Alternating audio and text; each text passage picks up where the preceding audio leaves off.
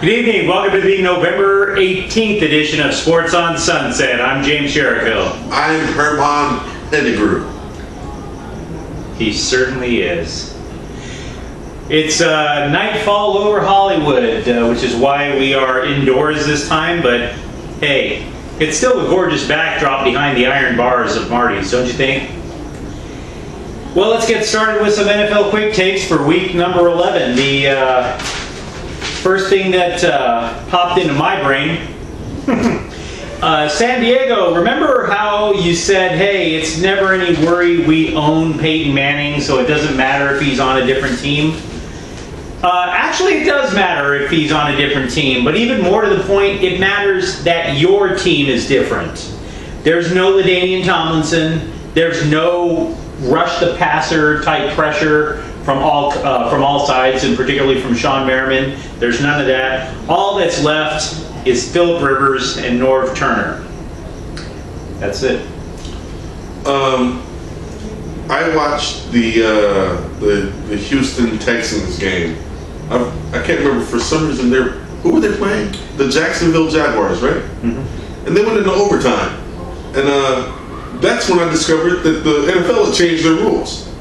The overtime rule has changed. It's no longer sudden death unless you score a touchdown. If you score a touchdown, game over. But if you kick a field goal, game keeps going. What kind of bullshit is this, NFL? This isn't college. Sudden death. Bring it back. There were two elite, currently thought of as elite football teams that ran into trouble today by clearly inferior teams.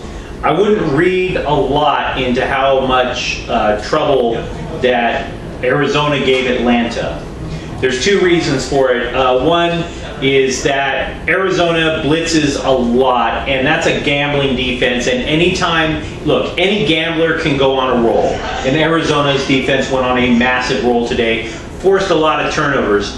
The reason that doesn't matter that much for Atlanta is because in the playoffs, unless it's the Bears, they could face the Niners who don't blitz, they could face the Giants who don't blitz. So this was an anomaly. There has been way too many kickers in this year that have missed gimme field goals.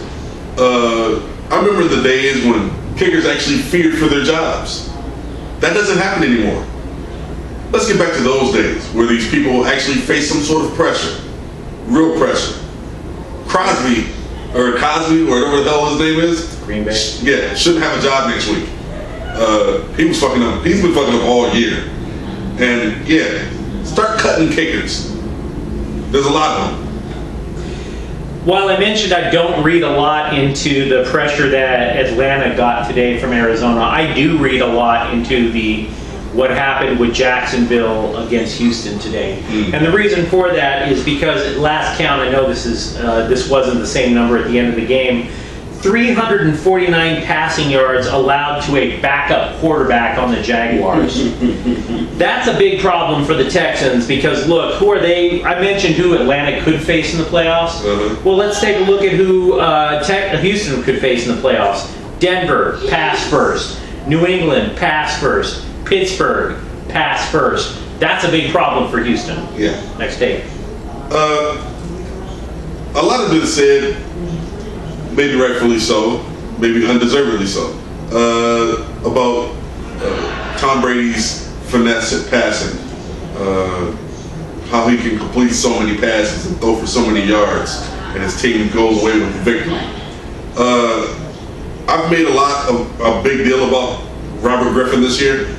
15 passes, 14 completions, 200 yards, 4 touchdowns. That's efficiency. That's how it's supposed to be done. I thought it was nice to see Atlanta's second most famous alleged dog killer score a touchdown today with Jonathan Babineau on the fumble return. Alleged. Well done. That was a half a take. I wanted to get that out of my system. The other one is this. John Gruden lit the eternal flame in Oakland today, stoking fond memories for Raider fans. He's not coming back. Okay? Multiple colleges want him. And granted, everybody wants to try their hand in the NFL, but he already did. We're talking about a control freak here. Most NFL coaches are control freaks. That's why Pete Carroll had such a blast at USC, and some of these other coaches like Jim Mora now having a blast at UCLA. John Gruden is being courted by Arkansas and Tennessee. I don't see him coming to Oakland. Last take for you. I don't have any more. Okay, cool. Let's go on to the main topic. A former journalist, as regular viewers know, and I'm always fascinated by the things that media outlets do when they sell themselves out. Which brings us to ESPN. Last week on ESPN.com, the ombudsman, the official ombudsman for ESPN.com, bowed out gracefully, said a whole bunch of things that may or may not be worth saying. And we're going to go through them one at a time, but basically the bottom line is that they were saying is, yes, while there were certain massive mistakes, such as the over-attention to Tim Tebow, and of course the decision with LeBron James, and of course there were certain errors put in the little graphics, two of which at least included racist references. Chicken armor? A chink in the armor for Jeremy Lin, and of course Francisco Rodriguez, known as K-Rod, struck out 3 in a row. K-Rod. They're basically of the opinion that while it is true that ESPN needs to be watched over, that all in all, it's not a monolith, and the journalism is sound. I disagree. As well as I. But we're going to go through this. The first thing is I want to just get a baseline. What bothers you the most about... Look, I think everybody likes ESPN's in-game coverage for the most part. Okay. What bothers you most about ESPN's non-game coverage? Non-game coverage? You mean like the events? Well, it could be... Well, okay, for anything that is not, hey, we are looking at a game here. The events. The TV shows. Yeah, they tend to want to have events. Everything has to be an event. Watch ESPN because this is going to happen at this time where somebody's going to say something. Why do you have high school seniors that the number one high school senior? Let's watch him as he picks a team, picks a college press conference. Do you really need to have high school seniors as an event telling you where he's going to college? You don't. These kinds of things shouldn't happen. Kids should just be picking their colleges and going on with their lives. They're not stars yet. They haven't done anything on the college level. But you're saying they're treating them like stars. Yes. There is a lot of star culture at ESPN. Yes. It's a powerful brand. And of course, sometimes because they have different sorts of things, it's more than just ESPN and ESPN2. There's ESPN News, ESPN.com, ESPNU, stuff you can get on the mobile devices. There's a women's web site as well. And most of these things are updating 24 hours a day. Look, I expect there to be mistakes. Yeah. There are more than 1,000 regular content contributors to ESPN, according to the Ombudsman. That is a massive amount. And so with that said, you want to sit there and say, okay, we can be, as people, we can be somewhat reasonable and say maybe the chink in the armor headline might have been, it wasn't intentionally racist, it was a mistake or whatever. They do have a standard. Maybe bald-faced lying, by the way. Yeah, well, you know what I mean. Yeah. But mistakes do happen. With that said, I think what my major problem is that the big things that they get wrong. By the way, how much time do you spend a week watching ESPN? How much time? Oh wow. Due to me not having a TV, my ESPN viewership has come to a screeching halt. Maybe 20 minutes a day while I'm at work on break. Okay. I think my main issue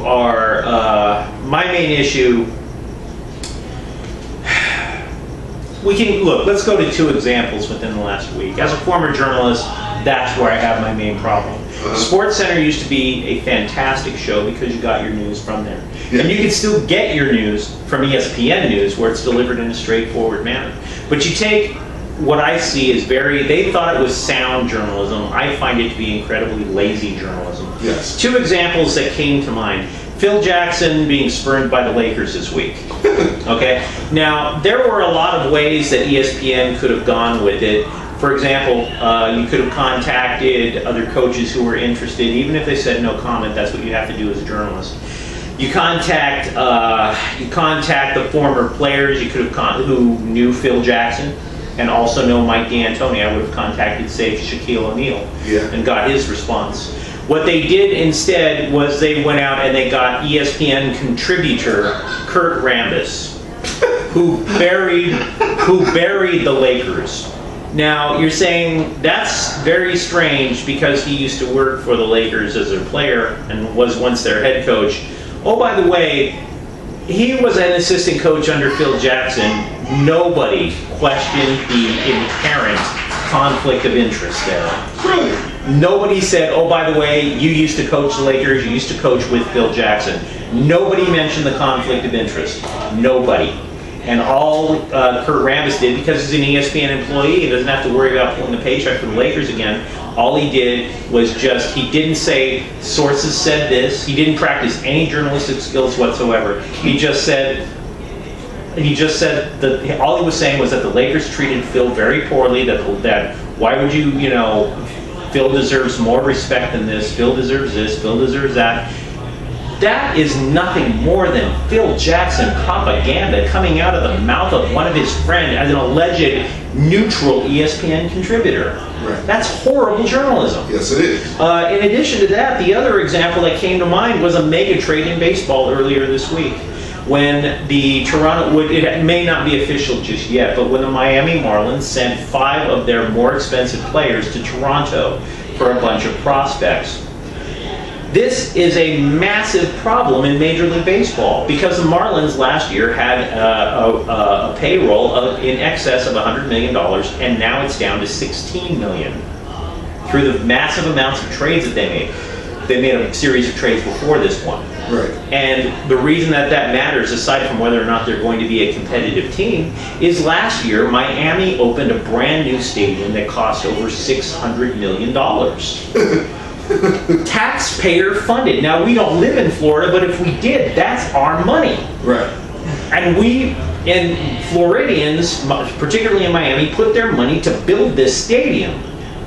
And they're getting crapped on by the guy who runs this team. Right. That's a fleece job. Yeah, he's sold off basically the players. To turn a profit. So where did ESPN go? Did they go to the mayor of Miami? No. Did they go to the governor of Florida? No. Did they go and contact Major League Baseball and say, aren't you going to do something? Did they even contact the Marlins for their main story? No. They contacted the host of one of their own sports journalist debate shows, Dan Le Batard, and talked with him for 5 minutes about what he hears on the street. They didn't even go to the street. They went to a columnist so they could have went to the citizens of Miami and asked them. Yeah, they did none of those things. Wow. So I hate to break this to you, but that's horrible journalism. Yes. By the way, where do you get your sports news? I usually read on Yahoo, or I read CNN, or sometimes I actually go to ESPN.com and check the scores because they usually have scores pretty quickly. But otherwise, as far as sports news, whenever someone tells me about something, I look it up. Can you understand why I have real issues with this ombudsman saying that everything over there is not that it's perfect, but that there's major flaws in the system? No, I understand perfectly. It's an amazing lack of accountability. Now, here are some of the things that the ombudsman said in the final. By the way, they're assuming there's going to be a new one, but no, they haven't named one yet, to the best of my knowledge. By the way, they always tout Outside the Lines as pure sports journalism. Outside the Lines did talk about the Miami Marlins with 2 of its own columnists of ESPN's own columnists and a third columnist from the Florida area. That show's trying so desperately to be Brian Gumbel's Real Sports is silly. Yeah. It's completely silly. So what they're basically saying is this, and you just shoot holes wherever you may. Yeah. Programs like Around the Horn exist because there's not enough news to fill ESPN all day. That is horseshit. There's more than enough news, and they all talk about the same topics. Around the Horn, and then I think it's part of the interruption. Yeah. They basically do the same thing, and they're sharing a host.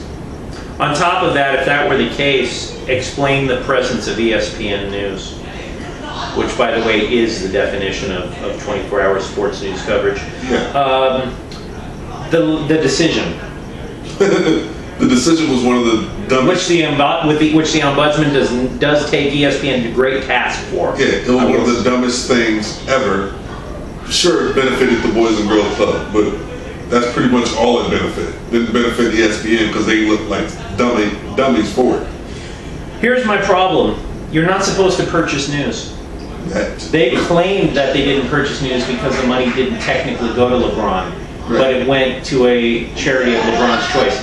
That's technically money still going to LeBron. Yeah. And by the way, Team LeBron dictated terms to ESPN. No news organization that's legitimate would ever accept that. No way. LeBron's team sold all the ads. Then they chose their own anchor. No legitimate news outlet would ever say you can choose whoever you want, and it doesn't have to be our employee. No legitimate news organization would ever do that. They were rightly taking look, and on top of that, they dedicated 6 consecutive hours to the decision. Yeah. Nothing but LeBron James. There is no journalistic integrity for a number of reasons, not the least of which is that if the interviewee brings his own interviewer, there is no integrity there. And ultimately, the upshot is ESPN wants the mantle of the worldwide sports leader, but won't accept the responsibility. That's the thing that. Well, let's go with one or two other questions. So you're saying the ombudsman wasn't effective? Because I don't think so either. Most certainly, he failed in his job. What would make an ombudsman effective? If he was to assure quality, basically, if he was to make sure that the shows that he oversaw, basically, or maintained quality of, actually had some quality to them. If they, what's the I'm trying to remember something they did right. I can't remember anything ESPN has done right in the last 4 years. I'm sure if I had bothered to rack my brain, I could have, but... Here's what's worse. Funny enough, 3 days ago, I was on ESPN.com. Noticed that the Stanford women, number 4 in the nation, were playing Baylor, the number 1 team in the nation. It was not on any of the ESPNs. None of them, right? Which is strange because they really like to play women's basketball games. Yeah, but you have the number 4 team in the nation, and you have a team that has won 42 straight games versus a team that just had 2 years prior stopped a 90-game winning streak, and it's not on TV. By the way, Baylor lost by 2 points. Very close game, 71-69. What games did they have on the ESPN channels? McNeese State, they had them unranked. They had, let's just say, 3 other games that were unranked teams. Men games. And that was it. That's not quality. There's a number of other things I was going to talk about, the shtick of the announcers and, of course, their afternoon screaming sports writer shows. But I'd rather propose a solution. Kill Sports Center. The flagship program. Yes. Really? Here's why. You've got this blurred line now. The line of ESPN is blurred completely. Where everything there is going to be shtick and style and fashion over focused content. Mm-hmm. So just say, you know what, this is going to be the network where we are all fluff. We're going to be game coverage and fluff. And say if you want news, you can get it on ESPN News. I can understand your point, but then people would have to buy more ESPN. That would be part of that would be the win-win. But I think most people also have ESPN. And also, look, the bottom line, the upshot is that they're not paying money to get real journalism if they're just going to the people. If all they're doing is synergy and cross-promotion, then they're not willing to invest in legitimate journalism anyway. So acknowledge it, go for the fluff, it's cheap to produce, that's what they're doing already, and move on with your life. We'll have more Chris Berman. Sadly. Lunch, tell me what's on your mind, brother. I want to talk about football for a second. I know we already talked about it earlier, but I was saving this one for a reason. Earlier this year, the Chicago Bears had an incident where Jay Cutler pushed a teammate during a game and yelled at him. You could clearly read his lips. He said, "Get your fucking head in the game," right? It was Webb. I can't remember the guy's first name, Jamarcus or something like that. For a week, the news organizations, ESPN in particular, went about discussing how this was out of line, how we shouldn't have done this. And then there's Bears players that went on and said, hey, yeah, if this was us, we would have reacted this way. One of the players in particular was named DJ Moore. The reason that Coach Lovie Smith didn't blow a gasket was because he has a rule in his organization, in his steed, that says if you're going to say something to the media, put your name behind it.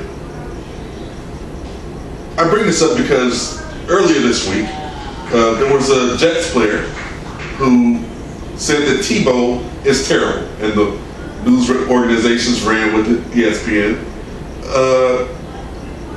Who was the Jets player's name? No one knows.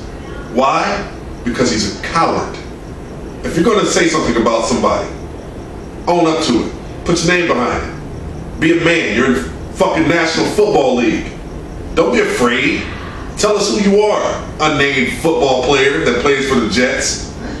Look, I might not respect Tim Tebow as a football player. You go 2 for 14, you're not a quarterback. I might say that, but at least you see it's me saying it. Be a man. Own up to what you're saying. All football players, if you're going to talk bad about a teammate, own up to the shit. Say it so people know who you are. Fuckers. I'm done. I was very discouraged last week when I found out that Elton Brand had been suffering from depression for all these years, and that Elton Brand never really got over what had happened to his college coach, Krzyzewski. You know, things have just been going downhill for him for the last couple of years. I mean, everybody liked Elton's game. You know, he's such a great teammate for even on bad teams that he played for, like out in Los Angeles. I mean, I really want to feel bad for him after he got his heart broken, and you know, took a baseball bat to his ex's car, doused it with gasoline, and then there was a high-speed chase, and he tried to put a bullet through the windshield. That could have possibly set the car on fire. You know, Elton really needs help. You know, I mean, Elton. God, I feel so bad for him. That wasn't Elton. But it was the first pick of the 1999 draft. That wasn't Elton. No, that was Chamique Holdsclaw. But you see, the thing is like, as bad as I want to feel for Elton, only a dick would do something like that and use depression as an excuse. I mean, you know, you got to own up to that shit. Yeah. Don't you think? Yeah. I mean, Elton was so great when he played out in LA. Yeah, that wasn't Elton Brand. Who was it? You're a dick. That was Chamique Holdsclaw. You know, WNBA, Tennessee Volunteers, 3-time national champion, gold medalist, and lesbian. And possible felon. And possible felon. Look, I did that on purpose. Yes, I am a dick. But the point I'm trying to get at is this. If it were Elton Brand, this guy would be destroyed by everybody, despite having alleged bouts of depression and taking meds, and rightfully so. I guess what I'm trying to do is I'm trying to call out the double standard. You want to be taken like the men? You want to be taken seriously like the men? Guess what? You are. Chamique Holdsclaw, you are an a-hole. You are a bad guy. If you did this, and I have no reason to believe that you didn't, you need to go to jail. No sympathy. None. You almost killed an innocent person. If you, look, you almost tried to kill yourself, right? Might I suggest, if you have a choice between hurting an innocent person and hurting yourself, take yourself every day of the week and twice on Sunday. This is not, this outpouring of sorrow for Chamique Holdsclaw, F that.